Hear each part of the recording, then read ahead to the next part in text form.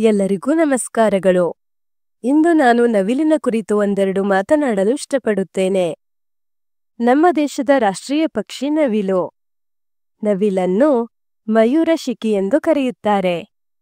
ನವಿಲನ್ನು ಸಾವಿರ ಕಣ್ಣುಳ್ಳ ಸಹಸ್ರಾಕ್ಷ ಎಂದೂ ಕೂಡ ಕರೆಯುತ್ತಾರೆ. ನವಿಲು ಷಣ್ಮುಖನ ವಾಹನ. ನವಿಲು ಕೃಷ್ಣನ ಜುಟ್ಟಿನ ಅಲಂಕಾರಿಕ ವಸ್ತು. ನವಿಲು ಸೊಗಸಾಗಿ ಕುಣಿಯುತ್ತದೆ. ಹೆಣ್ಣು ನವಿಲಿಗಿಂತ ಗಂಡು ನವಿಲು ನೋಡಲು ಸುಂದರವಾಗಿರುತ್ತದೆ. ನವಿಲುಗಳು ಹಿಂಡು ಹಿಂಡಾಗಿ ವಾಸಿಸುತ್ತವೆ.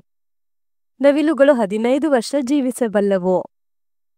ಹುಲ್ಲುಗಾವಲು, ನದಿ, ಕೆರೆ, ಹೊಳೆ, ಹಳ್ಳಗಳ ಹತ್ತಿರ ಇವು ಹೆಚ್ಚಾಗಿ ಕಂಡುಬರುತ್ತವೆ. ನವಿಲು ನೋಡಲು ಎಷ್ಟು ಸುಂದರವೋ ಅಷ್ಟೇ ಶಿಸ್ತಿನ ಸಿಪಾಯಿ.